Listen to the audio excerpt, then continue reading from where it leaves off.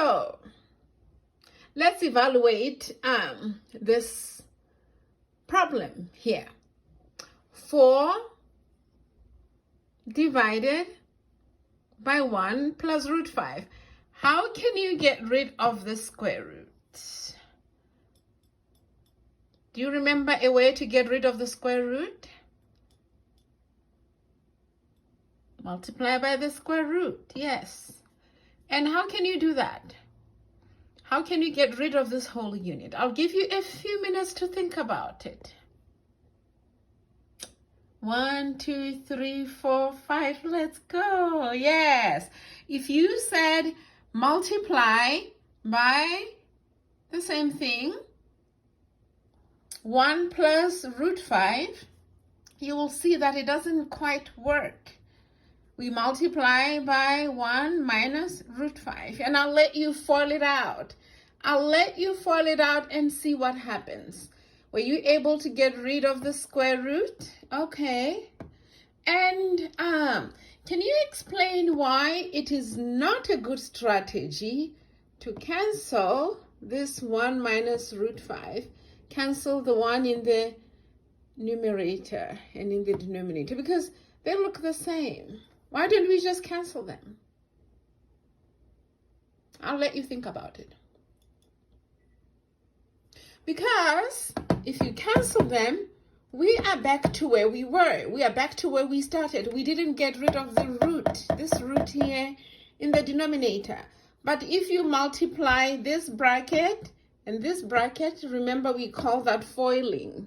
If you FOIL, you will notice that you will get rid of the square root. Square root of 5 multiplied by the square root of 5 is 5. See? And we will be left with 1 minus root 5 in the numerator. And where does this come from? I'll let you think about it. Where does this come from?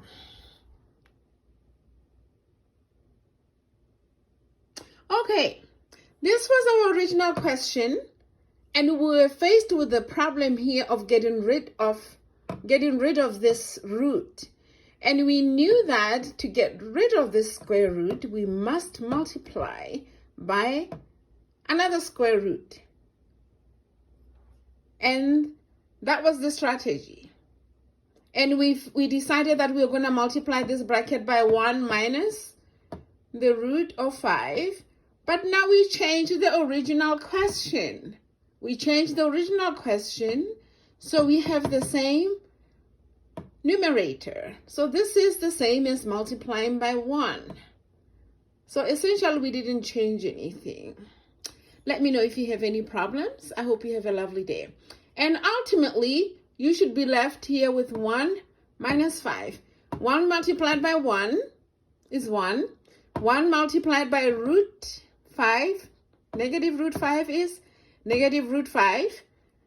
Plus root 5 multiplied by 1 is plus root 5, right? And plus root 5 multiplied by negative root 5, what did you get? You got negative 5, right? And then here you have plus root 5 minus root 5, that goes to 0, and you should be left with 1 minus 5. I didn't write it out here, so I can give you enough room to think through these things yourself. And this is what I got, ultimately. Let me know if you want to simplify this any further, or can you? I would be interested to hear. I hope you have a lovely day. Bye-bye.